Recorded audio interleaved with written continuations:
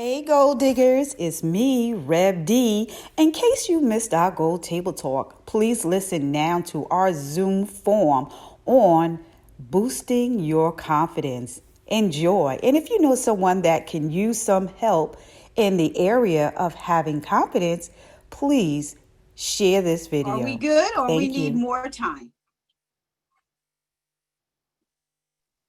I'm good. Okay, okay.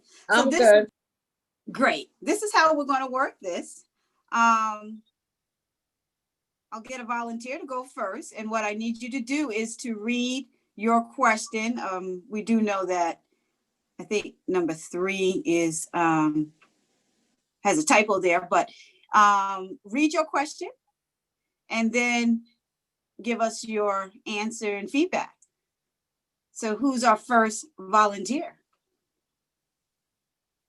I'll go, Sure. Deidre.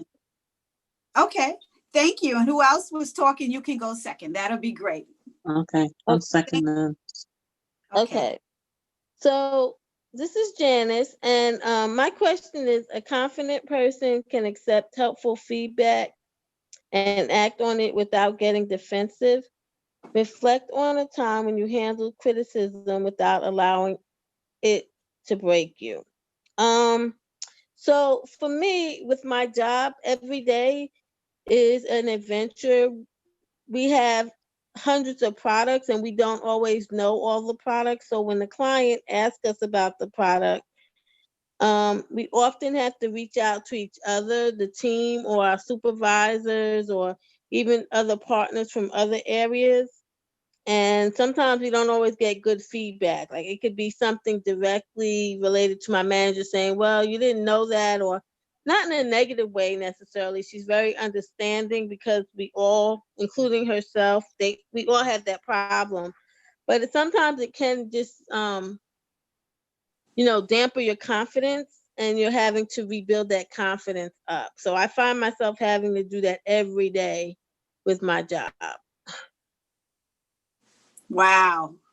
Okay. Well, it seems like you're conscious of it, and you've developed a strategy to how to deal with that. Yeah, we lean on each other. That's the only way we can get through it because we do have so many products and none of us know all of them or what to do with them. So Okay. So what number was that you had? that was 12. 12. Okay. So good. So you're able to handle, the criticism without it Yeah, upsetting you. yeah. At first, when I first started the job, I used to be, I felt like I had to know it all.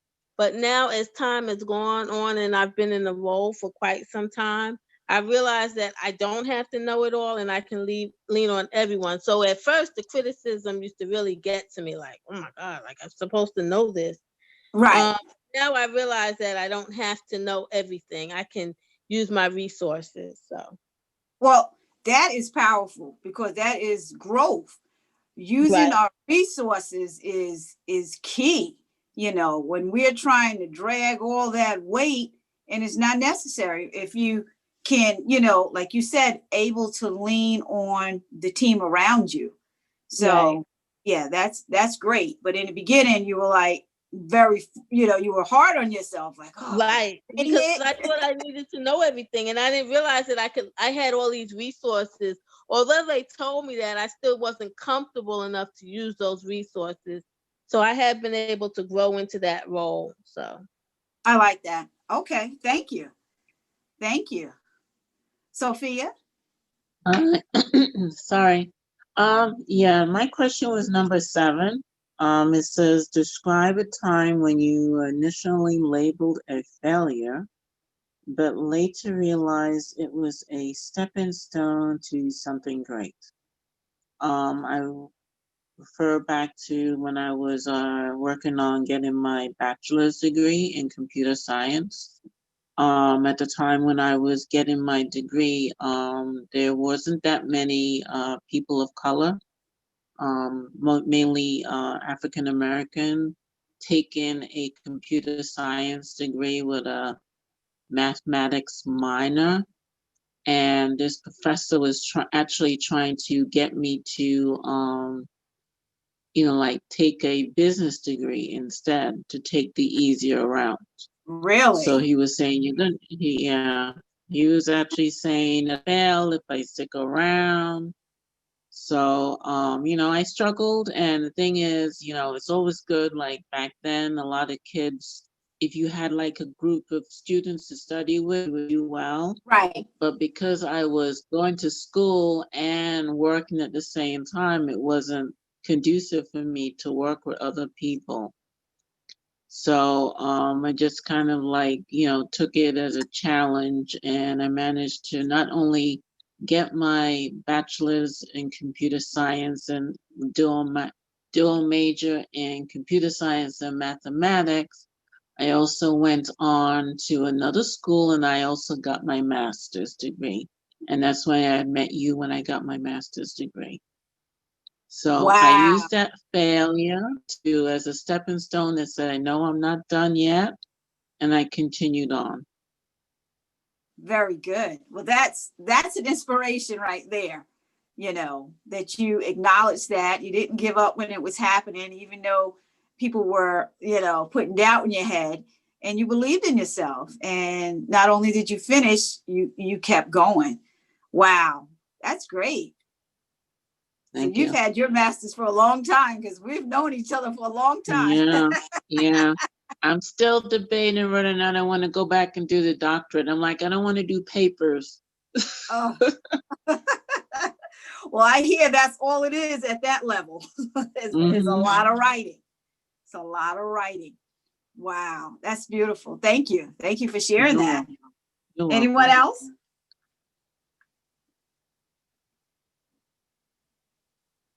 Okay. I have to call out. I'll share mine. Okay. I did number 8, list 3 things that you're good at, that you take for granted. Okay. I kind of alluded to one already, learning new things. So, I always took school for granted. I always took my ability to hear new subject matter and understand it and retain it and really comprehend it. At an early age, you think that, well, if I understand it, other people understand it. But as I got older and more mature, I realized, that it was a gift, and that, it definitely isn't something that should be squandered. Thus, I want to go back to school. Number 2 is my ability to understand, to love people unconditionally, and to just be able to meet people right where they are in an as is state and accept them as is. Most people, I won't say most people, a lot of people sometimes will say, oh yeah, this person's great and I love them, but if it was just this one thing, and if it was just this, and it was, and when you're in a relationship, whether it's a friendship, whether it's, I've never been married, but I've been in relationships, I've been in love, you have to think to yourself, if this person never ever changes and they stay just as they are, do I want them to be a part of my life? And you have to assume that they're going to stay right there, because people change because they want to, not because we want them to. Right. And so I have the just natural ability, and it's not anything I can really take credit for. It's just kind of, been who I am, where I just accept people for who they are, and I don't really have a whole lot of expectations. And so it just kind of helps. But I think that, again, because I'm that way, I just expect other people to accept me the same way, so I kind of take it for granted that that's just the way things are. And that's not necessarily true. The third one is self-sacrifice. So I sometimes will spend too much money and just do things that I know are reckless with, my finances or just how I'm running my life. But the taking for granted part comes in, that I know that in the pinch, I can self-sacrifice and I can clamp down and I can just turn it around so quickly that, you know, I kind of take it for granted, and sometimes I'm a little too cavalier, a little too loose with what I'm doing instead of just staying disciplined and staying, you know, focused. You know, I had the goal of becoming debt free before the end of the year, and I didn't know how it was coming, but in spite of my recklessness this year in the COVID and spending and buying stuff that I had no business, I also at the same time sacrificed a lot and managed to achieve my goal, you know, with some assistance. But I try to teach my son that all the time, that, you know, we may spend and we may have, but there's nothing wrong with going without. You know, yes, we go out to dinner. We go out to dinner normally, but when we have a goal and we have a plan, we have to work the plan. And, you know, and sometimes you just have to have self-sacrifice. There are many people I know that are not sacrificing anything. They want what they want. They have to have, you know, immediate gratification, and they will spend their money however they want. And then when they run short, call you up and ask you to borrow your money. But they've sacrificed absolutely nothing. Meanwhile, you're sacrificing, and the only reason you have the money to loan them is because you sacrificed. You know, so so I think, you know, sometimes I kind of took that for granted, that, you know, if you got to do something, you just make it happen. You know what I mean? You just make it happen. And I'm learning that that's not really how it is for a lot of people. So I sometimes have taken that for granted. Beautiful. Beautiful. All those things were quite extraordinary, because, you know, we live in a society that's judgmental. You know, people are going to judge you, and to be able to accept somebody and meet them where they are is definitely beautiful, you know. And I'm sure those that have experienced such judgment appreciate you even more. And, you know, so that's really beautiful. Okay. Thank you for sharing all that. Who's next?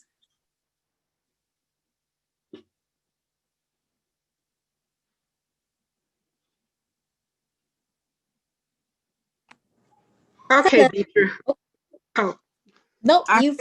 go I ahead. heard the people. So whoever goes, the other one can go next. Was that you, Tabitha? Okay, well, this is Licia. Okay. And I took number 5, accept validation from others. Right about the time when you shrugged off a compliment, what would it have been like instead to simply say thank you? I'm definitely not good at this. I don't accept validation at all. Usually anything from when I was working, taking a compliment for something that I did at work, that someone wanted to give me kudos for, or something as simple as helping out a friend, or something as simple as you just look nice. It just makes me feel like these are all things that I should have been doing anyway, and it's not really worthy of any type of extra praise, and I wasn't looking for any. And it just makes me feel, I don't know, whatever my works were, they weren't really worth anything extra.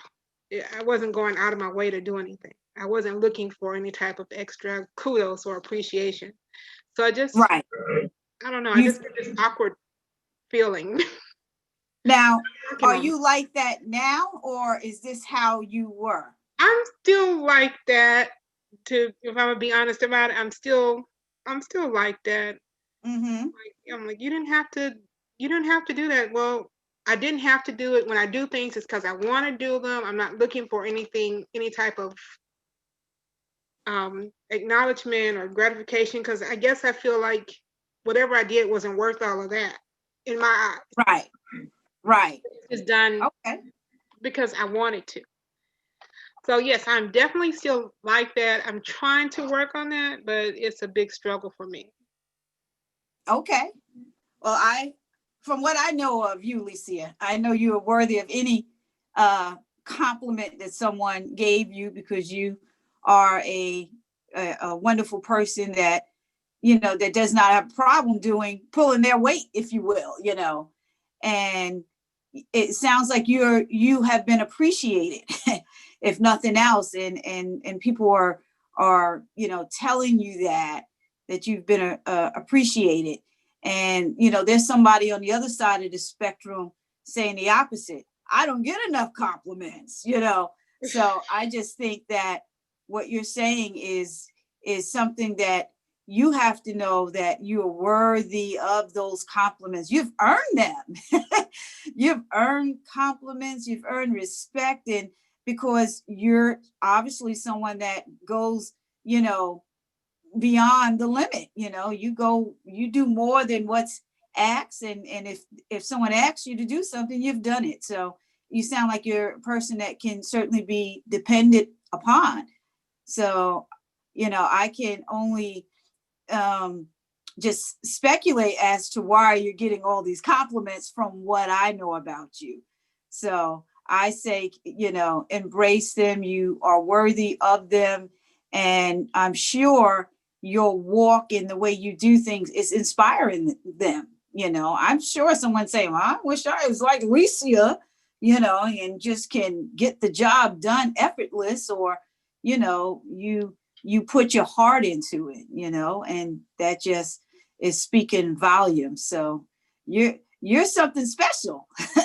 That's all I can say. You're something special. So God bless you, and I hope that you just embrace it all. That you are worthy. That God made you in such a way that people see it and they're saying, "Hey, thank you for doing that." So that's wonderful. So you keep doing what you're doing. Thank you. Thank you. Tabitha, is that you that's going to go next? Hi. Hi. So, I did number number 4. The first step toward developing lasting self-confidence is to practice acceptance of your strengths and your challenges. List your Right. greatest strengths and why you're grateful for them. List your 3 greatest challenges and what you can learn from them. So I put for my 3 greatest strengths, I love to talk. I'm very transparent, sometimes maybe too much. And I actually thrive off of being nervous. And I'm grateful for these 3 because, especially with women slaying, or even just being in the church, when you Right. have to go up front and be the lay leader or the worship leader for that Sunday or whatever. Right. It could be one person or it could be a room full of people. And the more nervous I am, I feel like the better I do, because I have to overcome that. So I push myself to do even better and try not to show my nervousness. And I feel that it'll be great for my ministry, Women Slaying, because of my transparency, the fact that I love to talk, and the fact that I know that I'm going to grow, and it's going to be thousands of women that I'm going to have to be speaking to. And Amen. I actually, that excites me. My challenges, though, is consistency. I don't believe in me as I don't believe in me as much as I should. I guess that's one of those things here too, where somebody will be like, "Oh my God, you speak so well, or you do this so well," and it's just like, I could do better. I always feel like Right. it's something could be done better. And focus. My mind is cluttered. Like people say, they're like computers where they have a lot of open tabs. That's me. I have a lot of open tabs. I don't know how to close them. And I feel like those challenges is what's keeping me from being great. Like Right. that's everything I need to be great. Okay. Well, that was certainly, a mouthful, and you're recognizing those tabs, and that's really the first step to, addressing a challenge. Then, that is something. So, I have no doubt that recognizing those challenges, you're going to change them to strengths. You're going to build upon them in some way for them to work for you. You're going to close those tabs. So, but yeah, write it down and see them to the end. Which ones can you close that aren't really going anywhere. So start minimizing how many tabs you got open, and which ones you can close, and then work on those. Let's just say those five, and do what you got to do with them. So, all right. Thank you. We got time for one more, and then we're going to close. So I don't know if anyone wants to share theirs and one more, and then we can call it a night. I'm excited from what I'm hearing, though. I can jump in. Okay. I guess the obvious one for me was number 3, because I constantly doubt myself, and just being that I have to relearn everything, like I'm doing things at home that I learned when I was in elementary school. So of course that's, brings doubt into my mind when it comes to going back to school or writing my book, and the fact, when I'm speaking, I wonder if people could understand me. So that would cast doubts if I did a video book. So what I do to improve is I just constantly read out loud, especially the Bible, or I just I read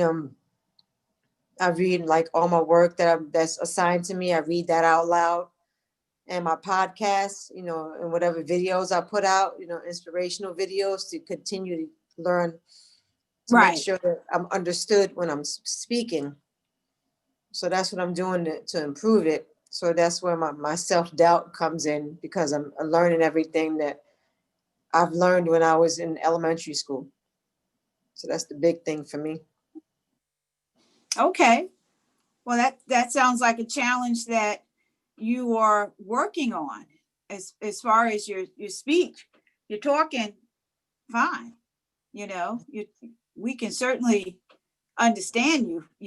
You have a something about your voice, that I think is good, so don't think that that's a blocker, and those things that you're learning, it's a part of your process of your recovery. So that's what you're in recovery, and like you said, you don't want to be 100, you want to be 110%. And I have no doubt that you will meet that, because you're so serious about it, so I'm just here to cast that doubt out. You're talking fine. You're going to get through your recovery. I mean, look where you are now. I mean, I know the doctors are saying, oh, wow, because you're doing everything that you can do. You're doing everything that you can do for yourself. So be proud of yourself. We've watched you, we've watched you. Your voice has gotten much stronger since we started Gold Table Talk back at the end of August, so whatever's going on, and you're just flowing now, you're just flowing. So everything is getting better. And I know that God wants that story out. So it's going to be fine. You're going to be fine. We're casting that doubt out. You're going to get around everything, so I'm excited for you. You're going to look at these videos that you're doing now, this time next year, you're going to look at those videos and be like, wow, you're going to compare the two and say, wow, look how far I've come, and celebrate, I know you were counting the days. How many days are you into your recovery now? 180. 180. Well, praise God. Look at that. Mm-hmm. Look at that. 100. Yeah. Thank you. Thank you. Wow. Look at all that, So that's wonderful. That's wonderful.